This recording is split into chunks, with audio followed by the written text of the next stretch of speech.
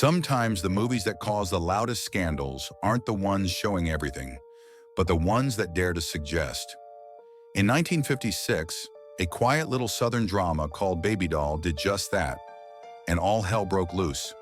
Directed by Elia Kazan and written by Tennessee Williams, Baby Doll was supposed to be a character study, a dark, sultry portrait of small-town desire and decay.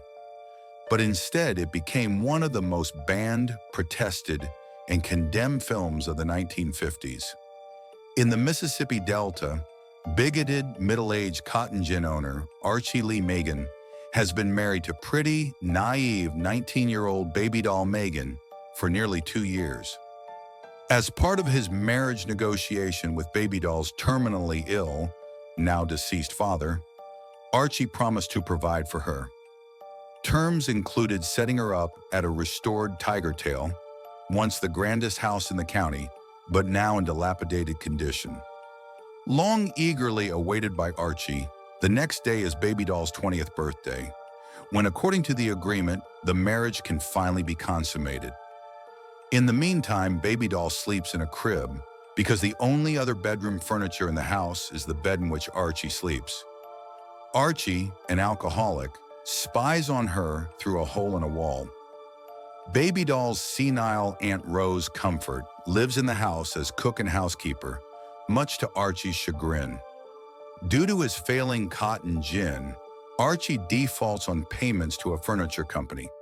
When virtually all the furniture in the house is repossessed, Baby Doll threatens to leave, declaring a breach in the terms of the marriage agreement. Archie's competitor is a Sicilian-American named Silva Vaccaro, manager of a newer, more modern, and more profitable cotton gin that has taken away all of Archie's business. The previous night, Archie retaliated by burning down Vaccaro's gin.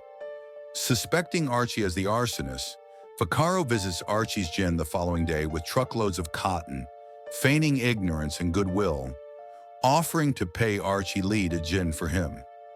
Vaccaro's foreman complains of the condition of the gin, which breaks down early in the process. Vaccaro insists that Archie go some distance away to obtain the needed replacement part.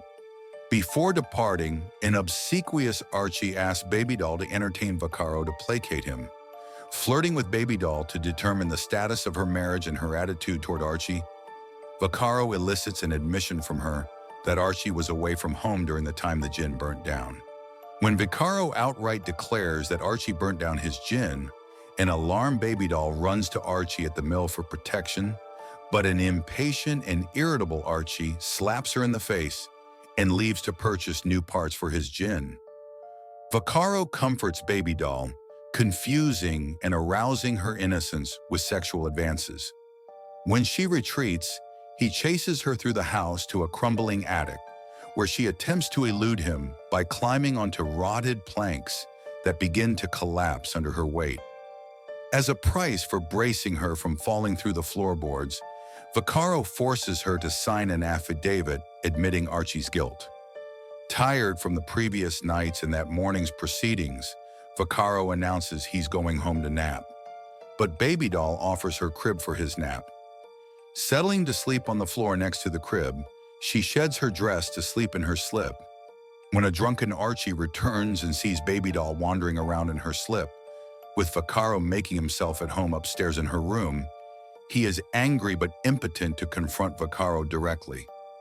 Taking his anger out on Aunt Rose, he blames her for having left Baby Doll alone in the house to go visit a friend in the hospital, and angrily tells Aunt Rose to move out of the house.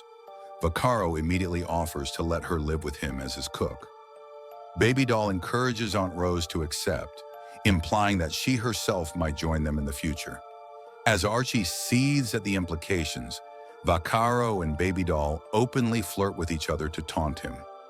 After Vaccaro confronts Archie with the affidavit, Archie retrieves his shotgun and chases Vaccaro outside while Baby Doll calls the police.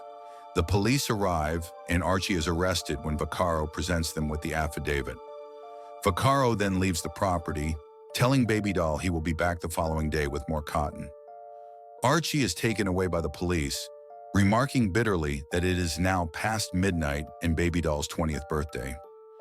Baby Doll and her Aunt Rose return inside the house to await Vaccaro's return, hoping he will remember them. When Baby Doll came out, America was living under the shadow of the production code, a set of moral rules that dictated what could and couldn't be shown on screen. Kissing was fine, but lust was not. Passion was fine, but only if it ended in punishment. And women, well, women weren't supposed to want anything at all. Then came Kazan and Williams, two men who had already tested the limits with a streetcar named Desire. They wanted to make something raw, something funny, and something that tore the mask off Southern morality. But they underestimated how fragile that mask really was. The film's most infamous scene wasn't even sexual in any explicit way. It's just Baby Doll sitting in a crib, teasing another man, Silva Vaccaro, played by Eli Wallach, through a screen door. She's nervous, flirtatious, and bored. He's calm, watching her with quiet amusement. But the air between them feels dangerous. It's the kind of tension that says more in silence than any line of dialogue ever could. To Tennessee Williams, it was truth. To American censors, it was sin. Within days of its release, the Catholic Legion of Decency condemned Baby Doll outright. They called it morally repellent, shameful, and unfit for public viewing. Thousands of theaters were pressured not to show it. Protesters gathered outside cinemas with signs demanding it be banned. Even politicians joined in, calling it pornography disguised as art. Newspapers called it disgusting.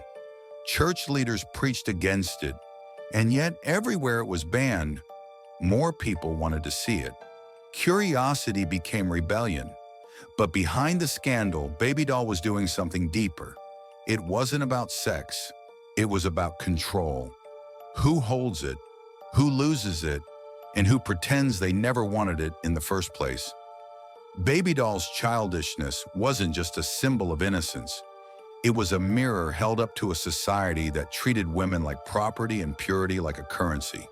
Archie's frustration wasn't about love. It was about power slipping away. And Vaccaro's calm seduction wasn't about corruption. It was about honesty in a world built on lies. Elia Kazan, who had already been branded controversial for testifying before the House Un-American Activities Committee, wasn't afraid of making enemies. He once said, "I wanted to make a film about people who lie to themselves."